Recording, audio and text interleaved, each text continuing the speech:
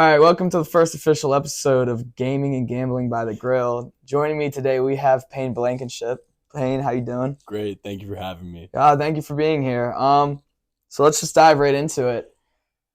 You have been grilling for just about your whole life. Correct me if I'm wrong. Chef at the Beanery. Yup. Grilled up quite a few fraternity events. So diving into it, what do you like to grill? And flat top or open flame or charcoal? What's your preference? Yeah, I think it depends on what you're cooking. For the burgers, normal cookout, hot dogs, stuff like that. I prefer the flat top. It also, I guess, depends on the mass quantity of people. Mm, If you're having an event for about 30 to 40 people, definitely a little bit easier with the flat top, mm-hmm. a little bit easier to manage. But personally, if you're cooking up for the family, just a couple friends, open flame, charcoal grill, like the one seen up there in the logo, is definitely a good way to go. A little bit more added flavor, maybe. But Yeah. yeah, So, what do you think about the logo? I think it's great. Thanks. Very Yeah. creative. Shout out. This is a girl named Maddie. She designed that. She does great work. So shout out Maddie. But so going into kind of like the gambling aspect of the podcast, you were Okay. nicknamed Parlay Payne. Yeah. How did you get that nickname? Oh man, that goes back a while. When I was a new member of the fraternity Phi Psi, I was in charge of giving some different picks out to a couple of the brothers. It was a pretty successful semester. I was hitting a lot, making some people some money. So they coined the term parlay Payne. It stuck, and people have been giving me that title ever since. And so you gamble yourself, yeah? I dabble So from time to time. what's been the biggest what's been the biggest bet you've placed that hit, and what's been the biggest bet that you've placed that didn't hit? Um, I would say the biggest one that I placed that did not hit just came this past NFL season. I had Detroit Lions -7.5 against the Bears, Chicago, Mm. and they won the game, but didn't cover the spread. It was actually a tough look.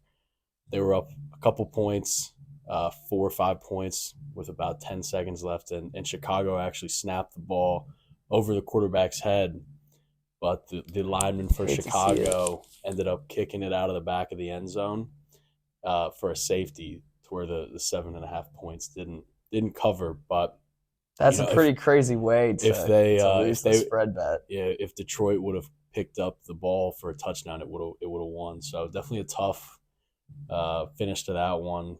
In terms of, and I don't know exactly how much it was, but it was a good chunk. Would have been nice to have. Typically, my bigger bets will come when I've already won some money. Yeah. So I'm not Yeah. typically taking 500 or 750 out of my bank account just to throw on a bet. But if I'm up a good amount of money for the week and see something that I like, then I'll go all in on it. Biggest hit. I don't know. The most I've put on a bet that hit, I think, was 550, which was a lot looking back on it. And I won $500 off of it. But I think the most I've won cumulatively was about 1,400 1,400 and off like a parlay. okay, was it like the same game parlay, or was it multiple games in one night, or how did that break down? Um, I think it was the same game for Buffalo and Kansas City this past playoff season. Okay. Wow. Congrats. Thank Yeah, you. that's Yeah. that's cool. What do you do with the winnings of that bet? I usually keep it all in my FanDuel just because, I don't like to, I use FanDuel Yeah. primarily. Um, Okay. I Sweet. typically don't pull it all out. Maybe I'll pull a little bit out if I've got, some other things that I have to, pay for the week, or money's looking a little low. But if I'm doing all right, financially, I'll just keep it all in there because I know I'm gonna use it at some point. Hell yeah, hell yeah. So, do you game at all? Video games, Yeah, sometimes from time to time, you depends dabble with video a little games. bit. Yeah, I was never the biggest gamer growing up, but sometimes I'll hop on the PlayStation. Yeah, what's your go to? Right now, I play a little bit of MLB, which is a fun game to play, and then obviously Fortnite. Back in the day was the go to. Yeah, I dabbled with it. Played you play a lot of PGA, huh? Oh yeah, I forgot about PGA. Also, living in the house last year in the fraternity house, I would play a little bit with some guys that live there, whether it be PGA, lawnmower simulator, Yeah. whatever it was on the sticks. People were always up there Yeah. hopping on the old trusty PlayStation. And if there was someone that you would call out right now as being the worst PGA player, who would it be? I hate to do it, but probably you. That's false information. It's No, I think that's false very information. accurate. If we pulled up the film, some of the clips, I think you Yeah. could see Mr. Palmentary here hitting a couple balls in the water. Yeah, I wasn't honestly very good at it. I'll admit that. It was just one of those games I never really grew up playing, and Yeah, I just picked it up because some of the boys were playing. But takes a big man to admit that. yeah, no, So I mean, I try to be honest. I try to be humble. I got into it, and I was playing it fairly consistently to the point yeah, where I wanted to at least be able to like run with you guys and not be like plus 11 when you guys are all at like yeah. -2, -3. I will say, not to call you out. You said you hadn't played a lot of the PGA, Mm-hmm. but there were times I remember where I'd come up, waking up in the morning, you'd already be out in the living room Oh, it's that grind. practicing. It's that grind. Well, So it's just I know that. you're the interviewer, but Yeah. my question to you, I guess, would be, what excuse do you have considering the mass amount of time you were putting in on the practice green and the driving range on PGA? Well, much like PGA and real golf, it's the consistency. So I think like there's good days and there's bad days when even on the sticks in the game. And I mean, I just had that kind of mentality where like I'm only gonna get better if I'm grinding. So there was times where I would really put in the work and really just kind of wake up and be like, well, I'm gonna try to be the best player of the day. And there was a couple days where like I actually would do like pretty well. Like I would give you guys like a run for your money until like the last hole where I'd go like +8 or something. Yeah, But I mean that's really anything you do in life, whether it's lifting, video games, grilling up a good meal. Like honestly, like you just have to have that mentality where I want to do it to the best of my abilities. And unfortunately, with PGA, I just wasn't really that good at it. But it was one of those things where hey, like just because you're not good at something doesn't mean you shouldn't do it. I think right. I think it's that idea of even if you're not good at something, you can still get a lot of fun out of trying something new or even just practicing. Just practicing the game Yeah, and the grind. no doubt. Yeah. So what are you currently like gambling on? I'm taking a little bit of a break at the moment. Okay. Super Bowl didn't go so well. Not a lot going on in terms of the sports world right now. I know we've got hockey, college basketball. I dabble in college basketball from time to time, but trying to save up maybe a little bit to go big for baseball season. That's my game plan right now. No, that's great. Yeah, no, baseball season's it's one of those things that's pretty hard to dive in on. But before we get into baseball season and betting baseball, I gotta give our sponsor a shout out. Palm Sauce, Open Hand Original, at Canteen. Great flavors in the palm of your hands. Sponsors for this episode today. But going back to the baseball, diving into it, parlays, home run parlays, base, like bases stole parlays? Like how do you pick a good baseball parlay? I think a lot of it will depend on uh, who's pitching for the night. I guess if you're talking offensive Mm-hmm. stuff, if the best pitcher in the league is pitching against the team, you typically don't want to go too crazy on betting that other lineup. Mm-hmm. Okay. But you just look for the matchups. You know, dive deep into the lines, try to find out what you think. I mean, obviously, it's all opinion based for gambling. Uh, some people will think this is a good bet, and then you might see it and say, I don't think so. So you just got to have a little bit of prior knowledge about the guys you're picking, um, and then you just run with it. You find something you like, and you just go for it.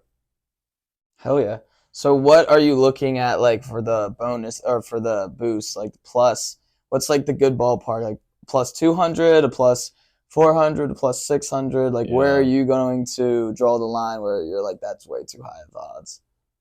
Um, I guess it depends on how much you're betting and what you're looking to do with that. Yeah. Well, Uh, let's say like a cool $20 on a bet. yeah, I would say 200 would be a good number to reach for $20. So around plus 1,000. I typically will not go any higher than plus 1,000 just because it's a little bit far fetched at that point. Yeah. Um, for 1,000 plus 1,000 odds, uh, a lot of good stuff has to go right.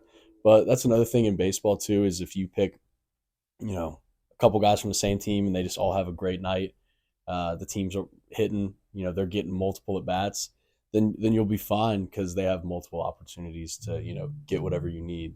So yeah, Mm. So let's talk. What's his name? Mike Trout. Mike Trout. Yeah, bet on him. Don't bet on him. Yeah, is he a Yeah, I would say bet on Mike Trout. you bet on him? Yeah, he's probably one of the best baseball players ever. What would a bet around him be? Like, do you think he's hitting a home run, or you think he's getting at least like I don't know, let's say like a double, like a straight up Yeah. bet, like a double for him? So for home run is tough because they play 162 games in a baseball season, Mm-hmm. and I think the leader for baseball last year was Matt Olson for the Braves, and he hit 54 home runs. Sorry, I'm pulling my phone out. Do some quick math. So he hit a home run every 3 games, Okay. technically based off averages. And then typically the odds would be like plus 200, plus 250 for him. So if you bet it every day, $10, you'll win. You know, you'll end up losing money over the season. So it's Yeah. hard to pick and choose. When you're gonna place those in.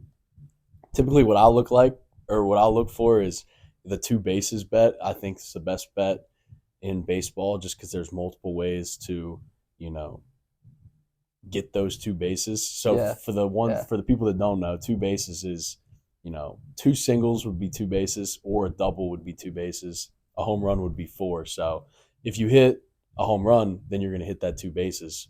But if you hit two singles, you also will hit that. So I like those because there's a variety of ways to get those. Yeah. Uh, and also it can just take one swing. So, if you go into the last inning needing two bases and they hit a double, you're good. But it's a little bit different when you get down to the ninth inning and you need a home run. It's a little bit more far fetched. Might not have the best outcome. No, I agree. Yeah, no, I agree. That's I think baseball is one of those sports where it's honestly very hard to bet. It's almost like golf. Like it's really hard to bet. And I think there's certain sports like football and kind of even UFC that are if you know what you're talking about, you have a better likelihood of hitting Yeah, the bets you make on those sports than you would like baseball or yeah. golf or something or anything like Did that. you Really. did you watch the UFC last night? Parts of it. Yeah, what'd you Uh, think? it was interesting seeing Volk get knocked out. What was it like second round or something? Yeah, So I wasn't expecting that, but I didn't bet on it. But it was. I'll probably bet on UFC 300. I mean yeah, that's a huge card. So yeah, like why not bet on it? You yeah, know? absolutely. Yeah. And if you were to give any advice on grilling, Grilling. yep. Um, if you ain't sneezing, it ain't seasoned. Fair. I like that. I like That that. and for meat, temperature is everything, Yeah. and it's better to be undercooked than overcooked in terms of like a steak. Okay. Oh, You can that's good always advice. go back and put it down on the grill for another minute or two, but you can't Can't you can't undo it once it's reverse. cooked. Yeah, Yeah. No, yeah. So I think with like the future of this podcast, what I want to do is set up like a grill as like the main set and be right. like grilling and literally have a TV where we can stream gaming and talk about gambling. I think that's ideally where I want to take it. Like that's the vision of this, where it's kind of like imagine like kind of like a podcast setup, but it's also in a way like a man cave with a grill and like a TV and things in it. But I think that would be awesome. I think that's kind of where end game is. I've always enjoyed kind of sitting around grilling, having good food and like talking bets with the boys while playing video games. Yeah, So I think it'll be awesome. ideally that's where we're gonna take it. That'll be great. Yeah. Well, we're at that time where I think we're gonna wrap up the episode. Payne, thank you so much for being on the first episode of Gaming and Gambling by the Grill. It was Absolutely. great to have you on, Yeah, and yeah, so that's gonna be it. So guys, make sure to like and subscribe, and have a good one. awesome. Thank you. It was a pleasure.